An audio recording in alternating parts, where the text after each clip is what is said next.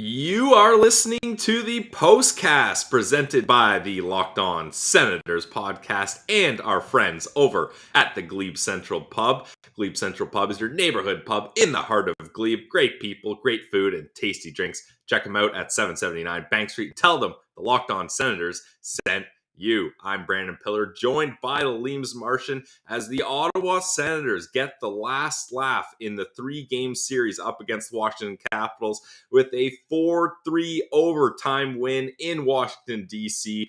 Martian, I know this was a good night for you in the gambling books, and it was a great night for all Sens fans as the Senators dominated this game, and really, they were the team that deserved to win in the end.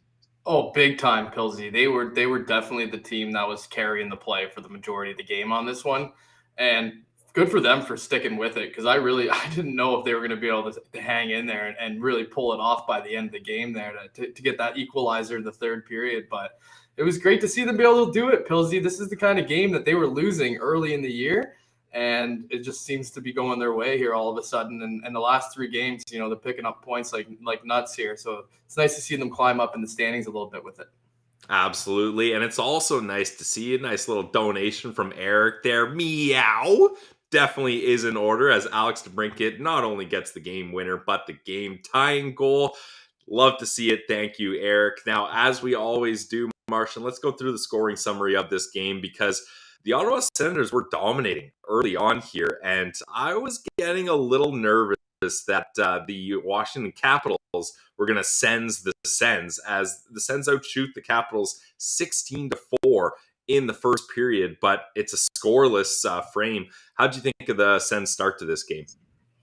Well, they were generating shots like crazy, right? It was crazy the amount of shots that they were getting early on. I think that they started the game with 10 unanswered shots too, right? Yeah. So they were buzzing offensively at the start of the game, but yeah, it did feel like it was like one of those sensing type things where all Washington needed. And I saw a lot of people on Twitter too, Sens fans, who are used to seeing the Sens, carry play and do really well, and then they were just like, we know how this is going to go. And sure enough, right, Alex Ovechkin opens the scoring with that breakaway goal. Pretty funny though. I think everybody kind of had a sense oh my goodness, they're playing too well and not getting enough goals here, not getting any goals at that point. Yeah, and Ovi was the one guy we were super worried about coming into this, and yeah, when you get Ovi on a breakaway, I mean, not much Cam Talbot can do there. The second greatest goal scorer statistically in the history of this game. So that's 803 for Alexander Ovechkin. And at that point, Martian, I was just like, okay, you know what? The Sens, they had a good first period. They come out a little flat. Ovi gets a breakaway goal. Let's all settle down. The Sens are going to come back here. And then Connor Sheary, he kind of gets by JBD there. And thanks to Stephen G., for the $5 donation. We appreciate that. But he gets around JBD and then he slides it over to Strome, and Strome just buries it. And now you're looking at a 2-0 Washington lead. That's where I got a little nervous because then it's like, okay, the Caps are the type of team. They're one of the hottest teams in the league right now. A 2-0 lead, they can bear down and just hold on to that. How were you feeling after that second goal? Extremely nervous and upset that I was stuck watching the game at that point. Yeah. So I kind of was feeling. I was like, oh, okay, this is just gonna be one of those nights we're gonna have to throw it away because the Sens are getting all the shots and they're not getting any of the goals. And every time Washington gets a good chance, they're scoring. But no, it was good. I mean, that was a kind of a nice play there by Sheary.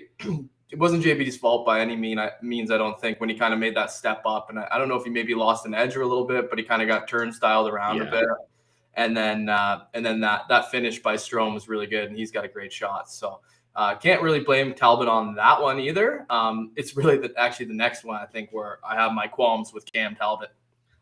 Yeah, and that's the Cam Talbot story, right? He's pretty good, and then one of those goals you don't love. And again, what we do love, Ali Des with the nice donation here, $2.79. Generous tonight. Thank you. Yeah, definitely some charitable bunch during the holiday season here. And fed the cats some tasty treats tonight. That's for damn sure. And the cat deserve those treats, as we'll get to those goals in just a moment here. So it's 2-0 for the Washington Capitals, and then Sanderson The Cat, we thought this was the Cat's goal, Martian, as you had some bets on that, so you were hoping that was the case. Ended up working out for you, but Sanderson shot from the point, gets through traffic, and kind of that's similar to his first goal, right? It was a similar point shot that just kind of plinkoed its way in, but I don't care how it goes in. And you guys know, I always say it, I love defensemen that are willing to feather those wrist shots through, because a lot of times they can be tipped, deflected, a screen in front, goalie can't see it. I love it. So that's Jake Sanderson's second career NHL goal, and it's 2-1 closing the deficit here. Yeah, never a bad idea when there's that much traffic, right? Pilsy to get that shot through, and he just kind of dumped one in there and hoped for the best, I think. And even when it's not your own player who ends up being the one who puts it in, like we thought, I did think Debrincat kind of got a little piece of that. It looked like it, after seeing the replay, it was pretty clearly who was the defenseman whose shin pad it went off of, or skate. Anyways, it doesn't matter. But it looked like it was going to be Debrincat's goal, but good to see Jake Sanderson get rewarded there with his second career goal, and that was a nice little smart play from Jake. So hopefully he can keep that going. He's been so good. He's been exactly so good. Yeah, especially with all these other defensemen going down. Maybe every night you're not marveling at Sanderson's play, but he's doing so well in the role that he's been with the decor around him. You really got to nod your cap to him, because for a rookie to be doing that already, it's pretty damn impressive. And speaking, the Timmy goal is a little later. It's not impressive unless you're a Washington Capitals fan, but they go up 3-1. And this play I didn't really love from Chabot, Martian. He's kind of directing traffic. He's pointing his stick where he wants other people to go. And as he's doing that, Kuznetsov decides to get a quick step on him and steps around him. And Chabot doesn't have his stick on the ice because he's kind of using it as a pointer there. And Kuznetsov gets around him and just fires it past Talbot in the slot. That's the one you had qualms with for Talbot. You thought he should have had that? Yeah, I think that, I mean, that's a pretty squared up shot. He was like ready for that one. He just kind of got beat clean, right? And I mean, 5-hole again too, right? So, you think Chabot? Maybe you thought Chabot was more to blame on that one. I don't know. No, I think both of them. Like you mentioned, sure, Kuznetsov is a decent goal scorer, but there's no traffic in front. He can see that coming. You'd like for him to get that save. Steve G, another donation. We love it, buddy. And he says, hey, how about 5-on-5 goals tonight? That's new, with only one penalty called per side. That's a really good point. I was thinking, Martian, for this game to open up in the first period, we need some special teams for either of these sides here.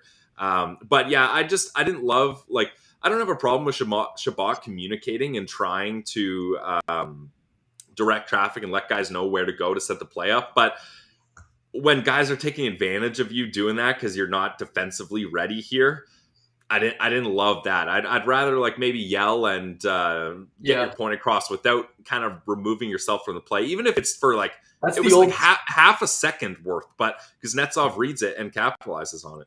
Yeah, that's the old Chris Phillips special, eh? The old point to the open guy and on 2-on-1s and stuff like that. That's pretty funny. Which normally I don't mind doing, but he gets burned on it there, in my opinion. And okay, we got the donations flowing through here. Another Ali Des one saying, I'm 1-0-0 with my new number 18 jersey, undefeated. Hey. You'll love to see that. And that leads perfectly. And we also got to thank Eric from the wife, Eric's wife.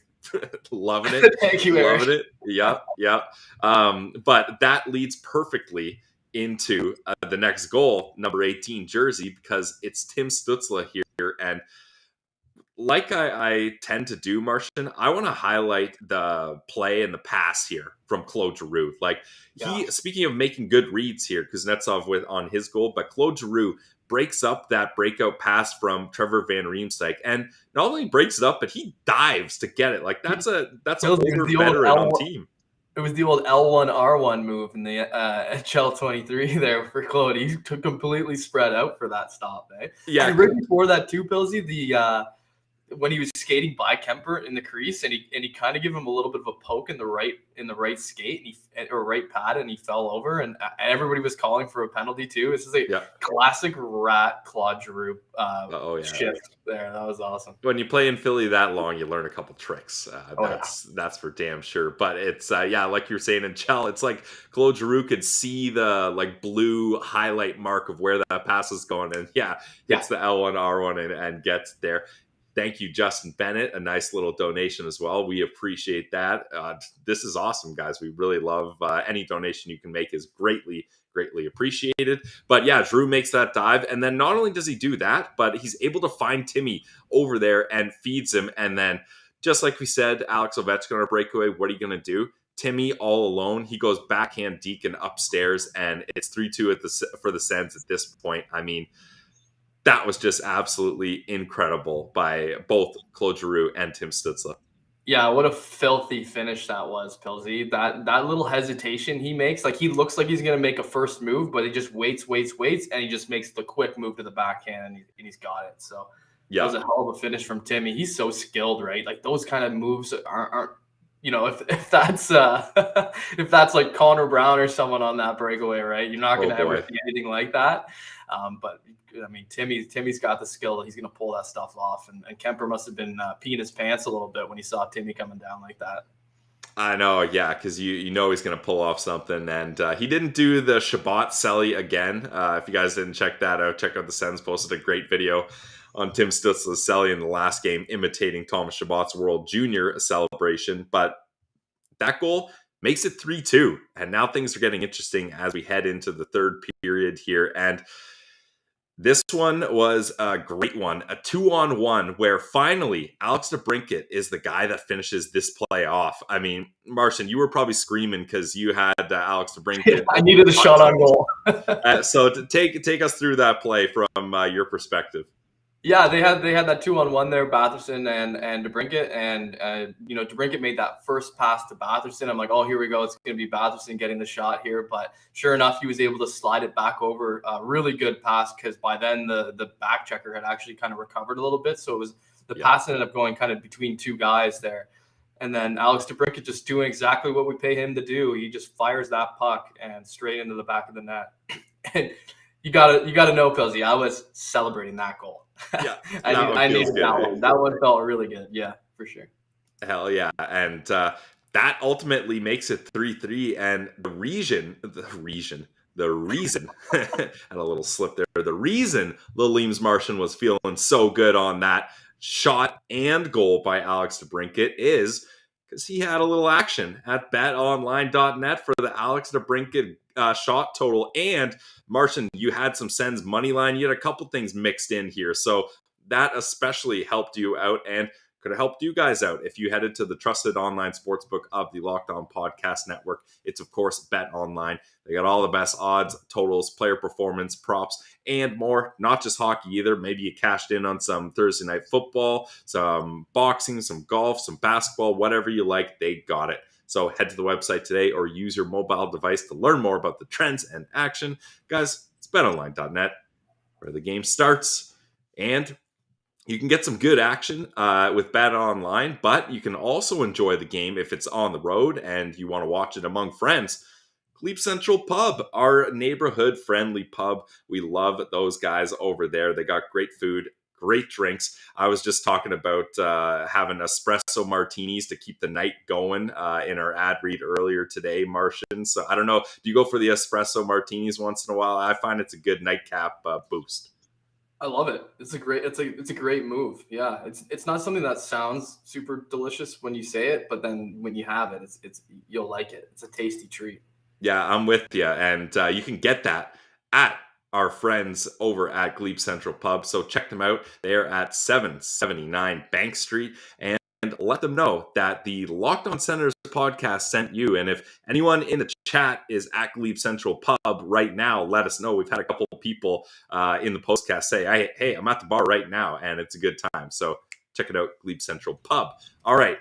That makes it 3-3, and we're heading into overtime here. I'm feeling pretty good about the Ottawa Senators at this point, and the overtime goes pretty much how you want to start it off. Claude Giroux takes the draw, and we've seen this time and time again. He wins the draw and goes off for, I believe it was Brady that came on for him right away, and they end up getting a decent chance. Timmy has a chance there, and then Gustafson, he gets a chance later on. There's trading chances. Sheary almost had one that I think might have hit the post there. That was close. Yeah, that one was really close. I thought that was going to be game over right there. But lucky he missed that.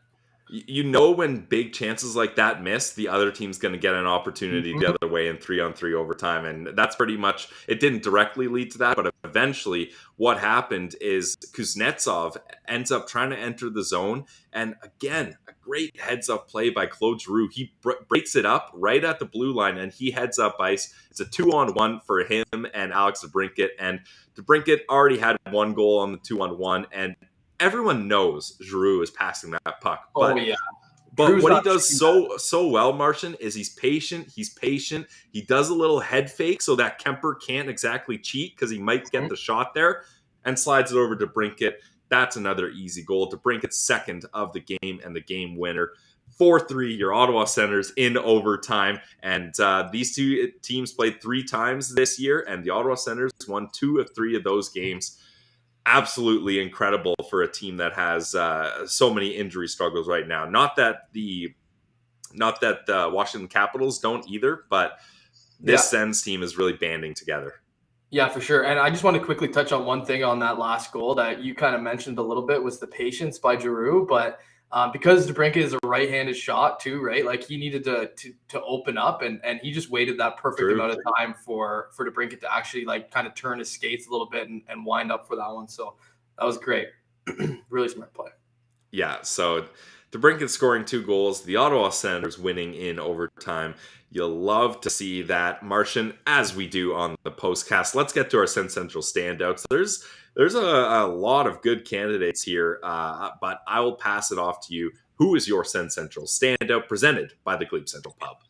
I gotta hold true to my word here. I said I'll always use this guy as my Sens Central standout as long as he's scoring goals, and he was scoring goals tonight, baby. Alex Debrincat is my Sens Central standout. Easy choice, tying goal.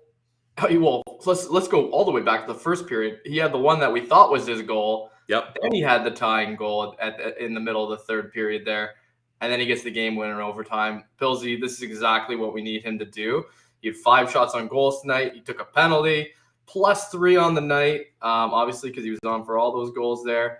19 minutes and 31 seconds of good hockey from Alex Debrincat. He even had 2 hits. I don't know. Do you remember that one shift too where he kind of got a little bit pissy pants because somebody slashed his stick, and then he was pissed off for the rest of the shift. I think that's when he got those 2 hits because he was running around like a little wrecking ball again. I love when he does that. So Alex Debrincat, he's really starting to turn it on. I think it's about time we start talking about an extension for him too, because I mean he's their best player right now up front for sure.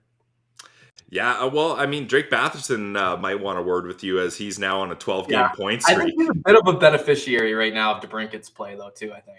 Yeah, I mean, I feel like it goes both ways for those guys because they've helped each other out, and Batherson has had a bunch of points where Debrincat wasn't involved on the power play. So just no matter what way you slice it, for that second line to be clicking the way they have, that has been the number one reason the Sens, as Ali Des points out, are on a 10-4-2 run, in my opinion. I mean, Batherson 12-game point streak, that's a 16-game stretch. And Debrincat had, I think, a 10-game point streak or a 9-game point streak also. So, like, these guys have just been playing so well. Pinto's been getting assists, which he wasn't really doing at the start of the season. So, you gotta love seeing that from your second line. My Sens Central standout, Martian, presented by the Glebe Central Pub. And this was going to be my choice, even if Debrincat was available for me. It's Claude Giroux. I mean, like I mentioned, those 2 plays. Oh, we got even more donations here. Sens fans in Van says Sandy's a chess player, makes the correct play. Love that. Agreed. And Steve G, again, appreciate it, man. We need to sign Cat, Pinto, JBD, for me, if cleared, Branny, and a goalie. Lots of money. Yeah, there's a lot of cap space that isn't going to need to go around here. But I mean, good problems. The Senators were only a few seasons ago worried about getting to the floor of the salary cap. Yeah. That is no longer an issue, thank God. But back to me talking about Giroux. That play he makes to set up that winning goal, like diving like that. Not a lot of veterans his age are making that play, right? Like maybe they try to get a stick on it, but the full dive, like, because if you miss that, you're out of the play and that breakout passes happen. So it's kind of a risky move, but the hockey IQ, he's just so sure of that. And then again, hockey IQ, patience, veteran experience, on that overtime goal, waiting for Debrincat to get set up and faking the shot a little bit to sell it. Incredible. And not only that, Martian, I love to talk about face-off stats. Well, it was a good night for Claude Giroux for sure, as he goes 60% in the dot. I believe I've got it right here. It was 9 for 15. So pretty good, especially 4 for 5 in the neutral zone, good for 80%. So Claude Giroux is my Sens Central standout. I thought he had an awesome game. Do you have another one? Do you want to go around one more, or how are we feeling? Yeah, I mean, I had a guy who I was considering actually Let's hear it. going with because, I mean, we talked so much about Debrincat, I think, in this episode, but I wanted to give a quick shout out to Jake Lucchini. I thought, Nice. and that's your guy, Pilsy. Yeah. I know you've been. I'm a Lucchini guy. Yeah. Yeah, you've been tooting that horn for a while. I like it. But him and your other guy, Gambrell, are actually playing pretty well together. They're very similar in stature, I find, like the way they skate around out there, and they're both kind of quick players who. And I think Lucchini's got a little bit more of an offensive touch to him, but I thought he had his best game so far of the season tonight. He was creating a lot offensively. I felt like he had that one really dangerous chance where he shot it low and hard, and it just missed the net on the outside, on the far side, and that was a great chance. I feel like that's the kind of goal he scores. Like, is that how he was scoring goals in Belleville? Like, excuse my ignorance, I don't watch a ton of Belleville games, but like. That kind of cutting across and then shooting it back the other way. He looks like he's done that before. Yeah, he was a big part of Belleville's offense, a confident guy with a great shot. So I think maybe if he's not squeezing the stick so tight and he's got the pressure of playing in the NHL, I think maybe he gets that in Belleville. But yeah, that was one I thought for sure he was at least going to hit the post on because it was a great opportunity. But he had to think quick. It was kind of a bang-bang turnover play, so not able to set up probably like he normally would. Yeah. If I'm going my second time around here, kind of an obscure one, but I thought Parker Kelly had a great game. Like, we've been dogging on him, kind of, is he really getting it done anymore? Maybe he needs to be a kind of spot start guy, but I thought this was his best game in a long time. He had 5 shots on goal, 6 hits, 1 block, and he just played with a lot of pace. There was one PK he had where he was bringing it out of the zone, and he could have just chipped it in and got the change. Nothing wrong with that on the PK. You waste some time, get some fresh legs. That's a fine play. But he banks it off the boards to himself and goes for a partial breakaway and battles and gets the shot off. And Kemper has to freeze that puck, and that ends up killing more time, and it gives the Sens a chance for an offensive zone face-off draw, and you get a change. So I thought that was a smart play to be able to do that, a single-man solo effort there. So Parker Kelly would be the next guy I kind of give some shine to. That's good. Yeah, no, I think that bottom 6 all played pretty well tonight. And Parker Kelly has started to play a little bit more like he was when they brought him up last year, like that. The shift disturber. The shift disturber. He's a spark plug out there. That's the way he needs to play all the time. I don't know why he hasn't been doing that all season, but he should be flying around and throwing his weight around a little bit, even though he's not the biggest guy ever. But man, this is great. Like, the Sens are back to 500. Like, we're kind of back. Yeah, it feels good. That's for sure. The Senators haven't had much time at 500. They briefly got to it a couple weeks ago and then weren't able to stay there, as Ross and I talked about on today's episode. They get a bit of a streak and then back down to the bottom of the Atlantic, get a bit of a streak and back down. So hopefully they can ride this momentum as, sure, you'd love for them to get the win in overtime up against the Capitals the first time, but getting the 1 point there was huge. Battling to get 2 points up against the Bruins is massive, and then an OT win here. So yeah, the Sens are back. Like, on their way back for sure. Yeah, you'll love to see it. And Rudy is asking, is Ross the Boss coming on? Don't tempt him. I don't know. Yeah, this is a busy guy that has a lot on his plate. So we'll see if we can get Ross the Boss on. There was a shout out Ross wanted us to give for Dean and Gord, right? Pilsy, you have the number on that? Was it 2,300 games they've done now? Yeah, I believe it was their 2,300th game together. Wow. Just for the Ottawa Senators since day one. Those guys are absolute legends. Oh my God. We were in diapers. We were essentially in diapers. Yeah, honestly. That's actually so nuts. What's it going to look like when we do our 2,300th Postcast. Yeah, it's insane. Like Ross and I just did episode 702 today. I mean, mind you, we have a bunch more banked from our Send Central days, so closer to 800 there. But still, that doesn't even come close to scratching 2,300, especially calling NHL games a little bit different than cracking jokes and enjoying some pints with the guys in the Postcast. Yeah, that's for sure. So, my God, like I don't know, like Martian, what else you got from this game? I'm just so fired up. I don't even know where to go with this because this was a great win. Oh wait, someone cue the music. Ross, the boss, coming in hot, muted. I got one for you. I got just a little stat for the fellas. On the night where Alexi Lafreniere is a healthy scratch, Tim Stützle and Jake Sanderson score. I mean, can you draw it up any better than that, fellas? Meow.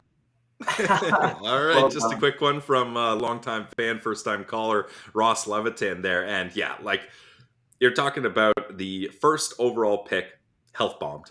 The second overall pick, I don't is he's still in the minors, right? They just called him up, I think. So I think he played tonight, but yeah, he had like 15 points in 16 games down in Ontario. So they just gave him a call up a few days ago. Yeah, not doing what the third overall pick or even fourth overall pick is doing. And Eric, I'll see your point per game in the AHL, and I will raise you a point per game in the NHL, sir. Honestly, yeah, I mean, not to dog on those guys, more just saying how much we love our superstar. And not sure if this is from Eric or Eric's wife. Either way, the Eric family, another donation saying, safe to say, Positive Pillsy is back. Definitely Positive Pillsy is back. I mean, when the Sens play like this, how can I not be positive? They absolutely dominated in the shot totals. I'm getting it here, 45-23. In the faceoff dot, 54%. Like we mentioned earlier, only one power play for each team, so they didn't rely on their basic, we got to score on the power play and hope to survive 5-on-5 because they didn't score there. And they end up winning up against one of the hottest teams in the NHL, and it's a 4-3 overtime win for your Ottawa Senators. So the positivity is all here. We're loving it up here in Sensland. Yeah, great summary there, Pillsy. That's a great way. I mean, you just summarized the whole game right there in that nice little neat little package for us. So thank you. That was I mean, it's great when they're winning like this, and they're kind of back to playing good hockey. While it's earlier in the season than we're used to seeing them when they start playing well. So I'm excited to see what kind of noise they can actually make in the standings, because there's a few teams there that I think are kind of questionable, like in that hunt, including Washington. I would say is probably one, especially with all those injuries. Yeah, so there's a lot of teams on that outside bubble right now and kind of in the mix for that wild card spot. So it's going to be a very exciting end of the season, and that's all we wanted, man. That's all we wanted. Exactly. We just wanted meaningful games and to feel like we're in it. And despite the Sens still being, I believe it's now 8 points out of a wild card spot with a bunch of teams, it doesn't feel like the season is as dead as it felt in November. That's for sure. And Steve G, another generous donation, and Ross left the room. Actually, maybe he's looking for his luggage, but what's the over-under on Ross getting his luggage too soon? Maybe it's a good thing he's not here for that. Hit the like button. We appreciate that. But yeah, the luggage is an absolute gong show. Oh man, Ross, I know so many people right now who are like can't get their bags and stuff. It's insane. There's like thousands of bags, I think, just stuck in places, flights being canceled everywhere. So I'm pretty happy to be sitting home tight in the Blue Mountains, and you're at your home base right next to the streets where you've got your ear listening for anything. Speaking of which, Martian, maybe we'll end on this because this is what the people want. Boucher time. Yeah, yes, that is it. You knew I was going there. You have to, yeah. Yeah, like what are you feeling about Tyler Boucher? I mean, he's arguably the top player for Team USA right now. It's insane. Yeah, he's such an important part of that team. I didn't realize how big of a part of the team he was actually going to be, but I have been the biggest believer since the beginning on this pick. And I think other people are now starting to see it and come around on it. So I'm looking pretty smart with my scouting, my previous scouting on Boucher there. But no, man, I'm really happy that he's contributing so much, because he should have 4 goals, because that first goal that he scored in the first game should have counted. They took it away from with an early whistle there, so he could have 4 goals right now in 3 games in the tournament, which would be a really nice stat. But still, 3-3 is nothing to sneeze at. That's for sure. He's scoring goals, net front goals. All of them basically have been him getting great body position in front of the net and boxing other guys out, not allowing himself to be the guy who gets boxed out. And he's got his stick in the right spot, and he's burying goals, and that's a beautiful thing. And Team USA really needs that sort of contributor, right? Because they have a very skilled and young and not overly big team. So he's kind of like an interesting element that they inject in, every few shifts, and he brings the energy every time. Frank Pilsy, he probably had 9 shots on goal today. I'm not even exaggerating. He was firing pucks. And you can tell he's starting to feel it. And that's a scary thing for the opposition when that kid starts feeling it. Because when he has confidence, I think that's when he's at his best. And he's been lacking confidence, I think, over the last couple seasons here. So look out. The Boo-Choo train is chugging along. It's so good to see on an international stage, because then all the haters, they can't look away. Whereas maybe when he's playing with the 67s, they're not following along. They don't realize. But on this stage, having Boucher do Boucher things, you love to see it. And I can't even keep up with the donation shout-outs here, so I'll quickly get to these. Justin Bennett says, any plans for another meetup? I want to make the pilgrimage from New Jersey. That's awesome, Justin. We are planning on going to Chris Neal's Jersey retirement game. I believe it's February 17th, or is it the 14th? It's sometime in February up against the Chicago Blackhawks. So stay tuned to the Locked On Senators podcast and our Twitter as we will work on finalizing that.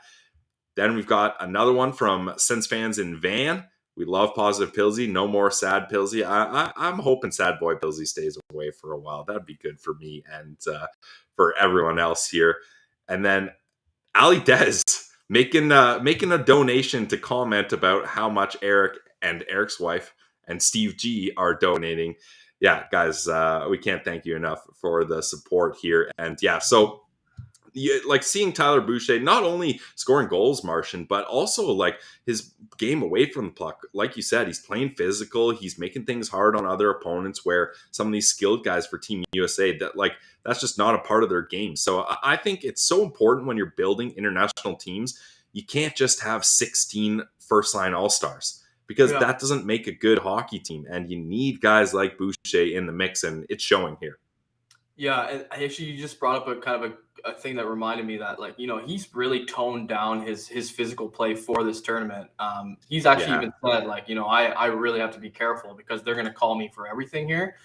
So that's a whole other element. And I would say, that's his main part of his game is his major physicality and just being a super heavy guy to play against. And he's not doing any of that right now. So I don't want to hear any of this. He's got no skill crap, because he clearly does have the skill to play in a best on best tournament and score some goals. Yeah, so good to see number 13 for USA lighting it up. And I mean, Canada's back on track here as well with a big win tonight. So I mean, hey, it doesn't get much better if you're a Canadian Ottawa Senator Tyler Boucher fan like yourself, Williams Martian. Woo. Yeah, I'm on that USA train now. I know a lot of people have been giving me flack for the betrayal of my own country, but I mean, as long as your allegiance doesn't change, if it's USA versus Canada, I mean, in the finals, that's a win-win for me. Canada, right? Yeah, that's a win-win for me if that ends up happening. I won't be upset either way. I think I said it before. If he ends up potting the game winner against Canada, you don't think I'm going to be you think I'm going to be mad? Yeah, the Martian tweets will be going off for sure. Yeah. Oh, they're already going off. I'm dunking on people already. It's a little bit too early still, probably, and this tournament is unpredictable. But I like where he's at right now. I'm still happy, and I think like I said, just generally people not being as hard on him as that 10th overall pick. He's doing all right. Yeah, and I feel like the Tyler Boucher conversation, it's a tug of war, right? The other side gets to pull it a little bit when he's in a bit of a slump, or they just use the 10th overall narrative as their only argument. And now you're pulling back. We're all pulling on the same side of the rope with you, Martian, to really show that we believe in Tyler Boucher. we're happy he's an Ottawa Senators player, regardless of where he's picked. In a couple of years from now, when he's dominating in the NHL, playing a good physical game, scoring goals, I'm not going to care where he was picked when this team, like just like Brady Tkachuk. I know we're really going off here, but just like Brady, like that's a guy you want on your team for the playoffs, and I think that you can't really understate guys like him. Yeah, no, for sure. He's got that style of play for sure. That playoff style hockey. Teams are gonna hate playing up against him in a 7-game series. So. Oh yeah, I mean, like he's already got like a bit of a reputation. I feel like maybe even at the NHL level, like when he eventually does get called up, people are gonna kind of know who he is because all the suspensions and like breaking glass and like all the little things that he's done to make himself go viral. Yeah, they're going to hate him, and we're going to love him. And we're going to love him. Yeah, like, just picture a day where you're going to have Brady, Tyler Boucher, and Ridley Gregg in playoff series. Like, teams are going to have their absolute hands full. That's for sure. Oh, yeah, 100%. Yeah, so the Ottawa Senators get a 4-3 overtime win. The Sens prospects are absolutely lighting it up and making us look good. So everything's good in Sens land. So with that, Positive Pills, he's going to wrap things up here. Stay positive. Let's hear some more Go Sens Go in the chat. And thank you so much, everyone, for the very kind, generous donations. We really appreciate that. Yes, thank you very much. And this has been another great edition of the Postcast presented by the Glebe Central Pub. For myself, for our guy, Laleem's Martian, thank you so much for joining us. This has been another edition of the Locked On Senators Postcast presented by Glebe Central Pub. Thank you. A 4-3 overtime win for your Ottawa Senators. Let's go. Go Sens, go.